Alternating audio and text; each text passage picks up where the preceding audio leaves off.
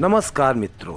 SDM काजल मिश्रा अपनी साधारण सलवार कुर्ता में स्कूटी पर सवार होकर तेजी से अपनी बहन की शादी में जा रही थी। ना कोई सरकारी गाड़ी, ना कोई सिक्योरिटी, बस एक साधारण लड़की की तरह स्कूटी चलाते हुए जैसे ही वह हाईवे पर पहुंची तो वहां पुलिस की बैरिकेडिंग नजर आई। 3-4 पुलिसकर्मी सड़क पर खड़े थे और बीच में दरोगा राजेश यादव वर्दी में खड़ा था। उसने सामने आते ही काजल को हाथ से इशारे से रुकते हुए कहा, ओ लड़की, स्कूटी साइड में लगा।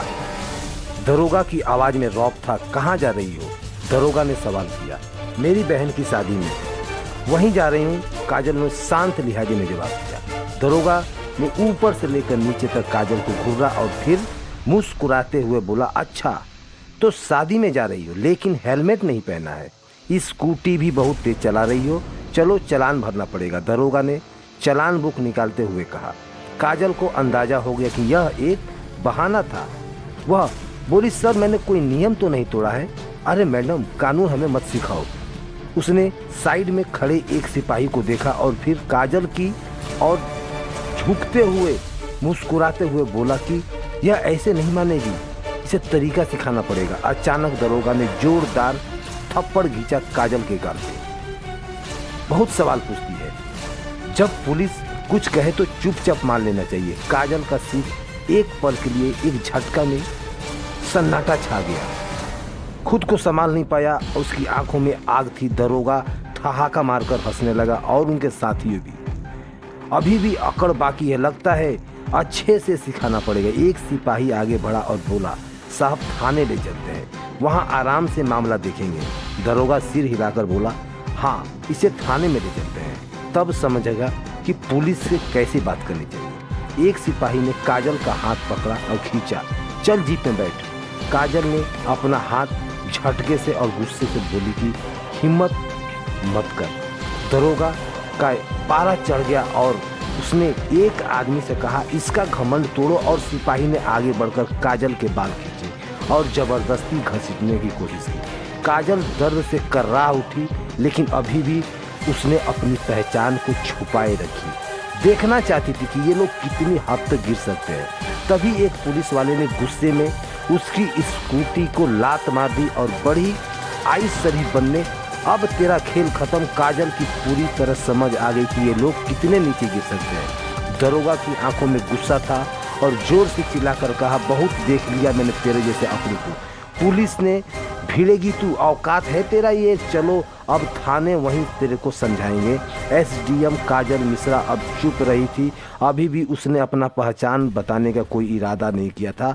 वह देखना चाहती थी कि प्रशासन कितना नीचे गिर चुका है, कितना हद तक ये गिरे हुए अत्याचार करते हैं। दरोगा राजेश यादव अब झुंझुला चुका था। उसके सामने एक लड़की खड़ी थी जिसने उसके ऊपर तमाचे खाए हुए थे। उसके बाल खींचे गए और उसके हाथ पकड़ के खींचा गया, लेकिन अब भी वह चुप थी। दरोगा ने सिपाहियों को घूरते हुए कहा, ले चलो इसे थाने में, वहीं देखेंगे इसका क्या कहना। दो दोस्तों, काजल ने दोनों हाथों से पकड़कर घसीटते हुए उसे छोड़ो। काजल पहली बार जोर से बोली। दरोगा हंसा और जुबान खुली, चल थाने, वहीं देखते हैं तेरे को। थाने में घुसते ही दरोगा जोर से चिल्लाया, और चाय पानी लाओ, एक स्पेशल कैसे आया।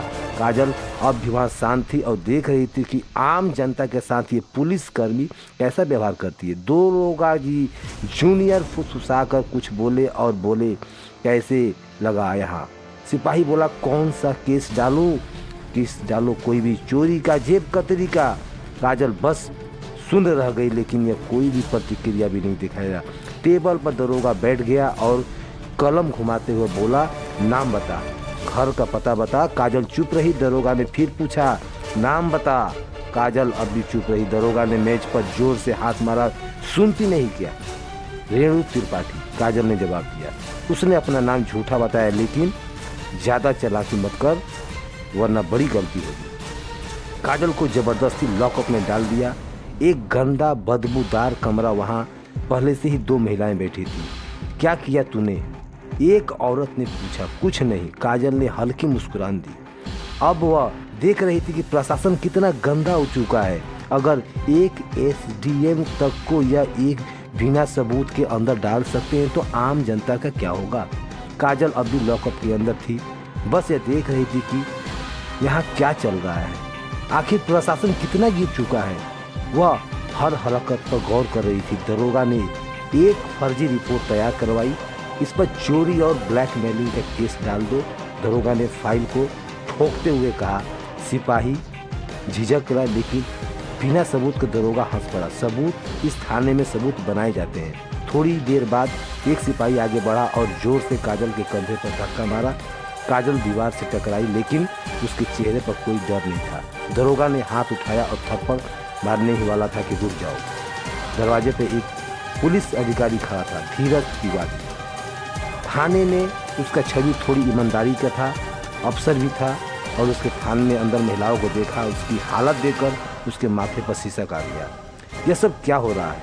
उसने सख्त आवाज में पूछा। दरोगा राजेश यादव मुस्कुराया। कुछ नहीं सर, एक सड़क छाप लड़की ज़्यादा होशियारी दिखा रही थी, जरा सबक सिखाने के लिए यहाँ लाए हैं। धीरज तिवारी ने गौर से काजल को देखा और उसके हाव भाव किसी साधारण महिला जैसे नहीं लग रही थी। इसका क्या जुर्म है? धीरज तिवारी ने राजेश यादव से पूछा। राजेश यादव हड़बड़ा गया। सर, इसने चेकिंग के दौरान बदतमीजी की थी। धीरज तिवारी को कुछ गड़बड़ लगा। धीरज तिवारी ने काजल की तरफ देखा। तुम्हारा नाम क्या है? काजल शांत रही। दरोगा राजेश यादव ने हंसते हुए कहा, साहब, यह तो अपना नाम तक नहीं बता रही थी। धीरज तिवारी अब पूरी तरह सतर्क हो गया। ठीक है, इसे दूसरी कोठरी में डाल दो, उसने सिपाही को आदेश दिया। राजेश यादव हैरान रह गया। सर, लेकिन मैं दिखाऊंगा क्या इसको? धीरज तिवारी ने सख्ती से कहा। धीरज तिवारी ने आदेश पर काजल को एक दूसरी कोठरी में डाल दिया। यह कोठरी पहले से भी ज़्यादा अंधेरी और गंदी थी। काजल ने चारों तरफ नजर दौड़ाई। कमरे में एक टूटा हुआ टेबल और एक जंग लगा हुआ सरिया पड़ा था। काजल अब प्रशासन का गंदा चेहरा सामने आ चुका था। यह सिस्टम कितना गिर चुका है, उनका हर मिनट का अनुभव यह साबित कर रहा था कि कानून सिर्फ कागजों में ही देखा जाता है। अचानक एक सिपाही भागते हुए आया। सर, एक बड़ी गाड़ी बाहर खड़ी है। राजेश यादव चौंक गया। गाड़ी? कौन सा गाड़ी आ गया? सिपाही ने घबरा कर कहा। सर, गाड़ी सरकारी है। सिपाही बाहर आ गया, लेकिन जैसे ही उसने गाड़ी के अंदर झांका, उसकी आंखें फटी की फटी रह गई। सिपाही हड़बड़ाते हुए अंदर आया और धीरे से खोला। साहब, वो क्या क्या हुआ? कौन है? राजेश यादव झुंझुला उठा। सिपाही ने कांपते हुए कहा, साहब, डीएम साहब आ चुके हैं। राजेश यादव चेहरा सफ़ेद पड़ गया। धीरज तिवारी भी चौंक गया। अब मामला बहुत बड़ा हो चुका था। डीएम साहब ने थाने में कदम रखा। उनकी आंखों में गुस्सा था। उन्होंने राजेश यादव को वो देखा और कड़क आवाज में पूछा, राजेश यादव, यहाँ क्या चल रहा है? राजेश यादव घबराते हुए बोला, साहब, कुछ नहीं, बस एक मामूली सी केस था। डीएम साहब ने टेबल पर पड़ी कागज की फाइल उठाई और ध्यान से पढ़ी। उनका माथा सिकुड़ गया। फिर उन्होंने काजल की ओर देखा। इस महिला पर 420 और ठगी का केस। डीएम साहब की आवाज़ गूंज उठी। उन्होंने राजेश यादव को देखा। और क्या सबूत है तुम्हारे पास? राजेश यादव अब पूरी तरह फंस चुका था। डीएम साहब ने काजल से सीधा सवाल किया, आपका नाम? काजल ने हल्की मुस्कान देते हुए पहली बार अपना नाम काजल मिश्रा बताया। एसडीएम। पूरा थाना हक्का बक्का रह गया। राजेश यादव के हाथ पैर कांपने लगे। सारे पुलिस वाले चौंक कर खड़े हो गए। राजेश यादव के पैरों तले जमीन खिसक गई। एसडीएम मैडम, जिसे वह ठग समझकर फर्जी केस में फंसा रहा था, वह खुद एसडीएम निकली। थाने के सारे पुलिस सख्त आ गए। डीएम साहब घूरते हुए दरोगा राजेश यादव को, तुम्हारी हिम्मत कैसे हुई एसडीएम को पकड़ने के लिए? राजेश यादव कुछ बोलने ही वाला था कि धीरज तिवारी ने तेज आवाज में कहा, साहब, मैंने पहले ही कहा था कि कुछ गड़बड़ है। अब राजेश यादव अकेला पड़ चुका था। काजल ने अब अपना असली रूप दिखाया। उसने शांत लेकिन सख्त आवाज में कहा, दरोगा राजेश यादव, तुम्हारी अभी सस्पेंड हो चुके हो। तुमने खिलाफ विभागीय जांच होगी और तुम अब केस दर्ज किया जाएगा तुम्हारे ऊपर। पुलिसकर्मी अब राजेश यादव को पूरी शिकंजे में ले चुका था। धीरज तिवारी ने तुरंत हवलदार को आदेश दिया, राजेश यादव को हिरासत में ले लो। जैसे ही हवलदार राजेश यादव को पकड़ने लगे तो राजेश यादव ने जेब से एक कागज निकाला।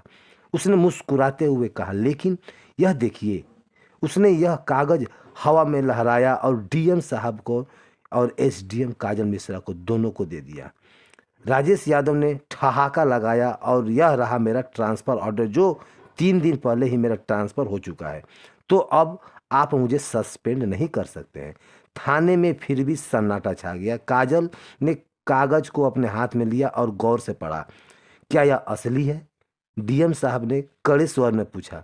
डीएम साहब ने धीरज तिवारी को और देखा और बोला, इस कागज की तुरंत जांच करो। अगर यह असली निकला तो अभी राजेश यादव का निलंबित रोका नहीं जा सकता। राजेश यादव की हंसी अचानक गायब हो गई, क्योंकि अगर कोई भी सरकारी कर्मचारी ट्रांसफ़र के बाद भी गलत विधियों का शामिल होता है तो उस पर कार्रवाई की जा सकती है। अब राजेश यादव की हालत बिगड़ने लगी। धीरज तिवारी तुरंत ऑनलाइन सिस्टम में राजेश यादव का रिकॉर्ड चेक करने लगे। धीरज के सिर उठाया और कहा, साहब यह कागज़ असली है। लेकिन राजेश यादव ने अभी भी कार्यभार नहीं सौंपा था। मतलब यह था कि राजेश यादव अब भी इस थाने का प्रभावी था और इस दौरान उसने यह सब किया था।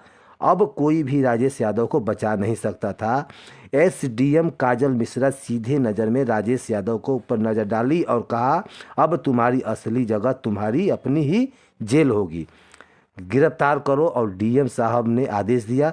जैसे ही राजेश यादव को गिरफ्तार करने का आदेश हुआ, पूरा थाना हिल गया।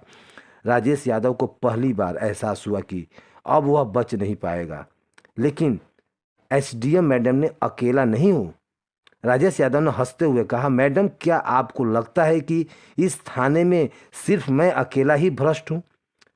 उसने थाने के बाकी पुलिसकर्मियों की तरफ इशारा किया और कहा, ये सब मेरे साथ है। पूरी कड़िया ऊपर से जुड़ी हुई है। थाने के उच्च पुलिसकर्मी घबराते हुए धीरज तिवारी को चौकन्ना हो गए।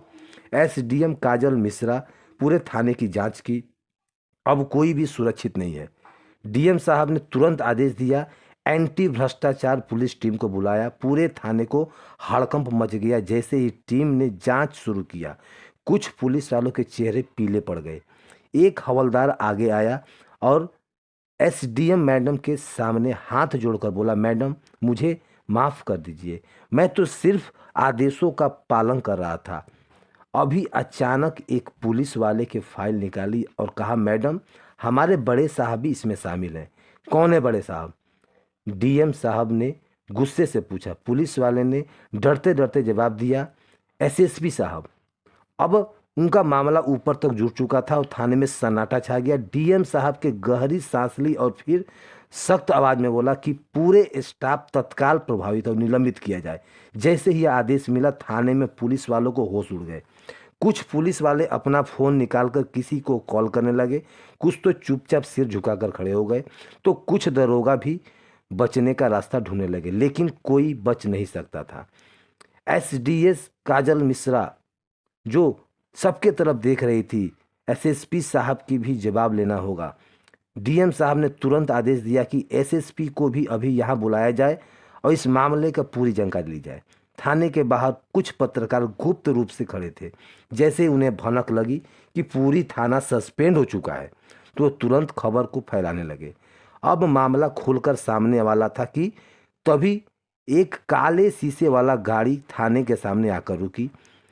एसएसपी साहब खुद आ गए थे। एसएसपी साहब थाने पहुंचे। उन्होंने चारों तरफ नज़र दौड़ाई। पूरा थाना सस्पेंड हो चुका था। उन्होंने गुस्से से कहा, यह क्या नाटक चल रहा है? लेकिन एसएसपी काजल मिश्रा जो थी, उन्होंने जवाब दिया कि आप भी बच नहीं पाएंगे। धीरज तिवारी ने एसडीएम को बोला। फाइल एसएसपी साहब के भ्रष्टाचार के सबूतों की मिल चुकी थी। काजल ने ठोस आवाज में कहा, एसएसपी साहब यह देखिए, आपके सारे काले कारनामे। अब एसएसपी के चेहरे पीले पड़ चुके थे। डीएम साहब ने आदेश दिया, एसएसपी को तुरंत गिरफ्तार करो। अब पूरी पुलिस फोर्स हैरान हो गई। बड़े अधिकारी को भी पहली बार किसी ने खुली चुनौती दी। जैसे ही एसएसपी को गिरफ्तार हुई, पूरा मामला हिल गया। अब यह मामला राज्य स्तर तक पहुंच गया था। मुख्यमंत्री ने तुरंत आदेश दिया, जिले के सभी भ्रष्ट अधिकारी को गिरफ्तार कर लिया गया। इस आदेश के बाद 30 से ज़्यादा पुलिस अधिकारी और 10 से ज़्यादा आईएएस ऑफिसर और कई राजनेता भी गिरफ्तार हुए। एसएसडीएम काजल मिश्रा ईमानदारी सिस्टम को हिला कर रख दिया और पूरे जिले में एक नया प्रशासन लाया। भ्रष्टाचार पर अब कड़ी नज़र रखी जाने लगी। अब जो है वहाँ का सब कुछ ठीक हो चुका था। तो दोस्तों, आज का यह कहानी आपको कैसा लगा? आज का जो कहानी है ये किसी से कोई मैचिंग नहीं है, यह सिर्फ काल्पनिक कहानी है, यह सिर्फ मनोरंजन के लिए बनाया गया है, इससे कोई किसी का लेना देना नहीं है। आशा करता हूँ कि आपको यह कहानी अच्छा लगा। कल मिलेंगे किसी और नई कहानी के साथ, तब तक के लिए इजाज़त दीजिए। धन्यवाद।